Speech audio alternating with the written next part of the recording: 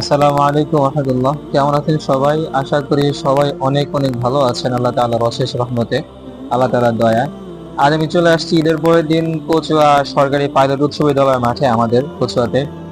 একটা দিনী ভাই, আমাদের বড় ভাই তাহসিন ভাই সকালবেলা কল দিয়েছে যে আব্দুল হামিদ, তুমি কোথায় আছো, চলে আসো। ভাইকে বললাম, ভাই কেন? বলতেছে কচুয়া এবং হাজীগঞ্জের দিনী ভাইদের মধ্যে আজকে খেলাধুলার আয়োজন আছে, খাবার দাবার আয়োজন আছে।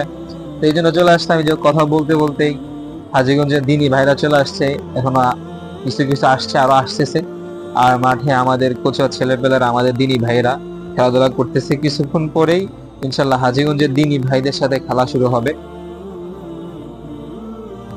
দেখতে দেখতে খেলা শুরু হয়ে গেল। খেলা চলতেছে, হাড্ডাহাড্ডি লড়াই চলতেছে উভয় দলের মধ্যে। কেউ কোনো দলকে গোল দিতে পারেনি এই পর্যন্ত। দেখতে দেখতে খেলা শেষ হয়ে গেল। খেলা শেষে আমাদের এক দিনী ভাই আমাদেরকে কিছু নসিহত করলেন দিন সম্পর্কে, দুনিয়া আখিরাত সম্পর্কে, তাওহীদ সম্পর্কে এবং খেলাফা সম্পর্কে আমাদেরকে গুরুত্বপূর্ণ ভাই নসিহত করলেন। নসিহত গুলো খুবই গুরুত্বপূর্ণ ছিল আমাদের দিনের জন্য, দুনিয়ার জন্য, আখিরাতের জন্য। ভাই এই কথাটাই বুঝিতে চেয়েছেন আমাদেরকে, যে আমরা সকাল সকাল উঠে পড়ি যে আমাদের দুনিয়াবি কাজের জন্য, সকাল অফিসে যেতে হবে বা খেলাধুলা করার জন্য সকাল সকাল উঠে পড়ি, কিন্তু ফরজ নামাজটা, ফজরের নামাজটা পড়ার জন্য আমরা ঘুম থেকে উঠি না। এই কথাটা ভাই মূল বুঝাইতে চাইছেন এখানে। তারপরে মোনাজাত হচ্ছে, ভাই মোনাজাত দিতেছিলেন, আল্লাহর কাছে দোয়া করতেছিলেন আমাদের সম্পর্কে।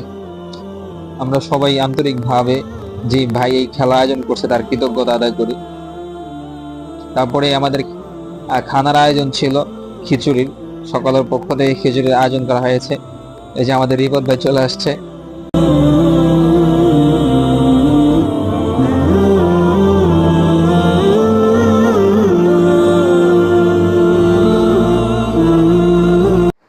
অবশেষে খাওয়া দাওয়া শুরু করলাম, ডিম খিচুড়ি। খাওয়াটা খুবই মজা ছিল, আনন্দের ছিল। সবচেয়ে বড় কথা হচ্ছে খাবার যেমনই হোক আনন্দটা ভরপুর ছিল।